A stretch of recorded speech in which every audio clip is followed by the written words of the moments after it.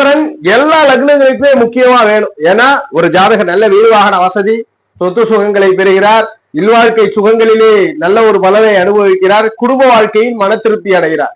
இதற்கு எல்லாமே இல்வாழ்க்கையில் மன திருப்தி அடைகிறார். இது எல்லாத்துக்குமே சுக்கிரன் ரொம்ப ரொம்ப முக்கியம். அதனால 12 லக்னத்திற்குமே சுக்கிரனுடைய பங்கு வேண்டும். சுக்கிரன் இன்றி இந்த உலகில் எந்த ஒரு மனிதனும் சுயம் சார்ந்த மகிழ்ச்சியை எடுத்துக்கிறது இல்ல. அதுபோல சுக்கிரன் கலைத்துறையை உறுதி செய்கிறது, இயலிசை நாடகங்களை உறுதி செய்கிறது.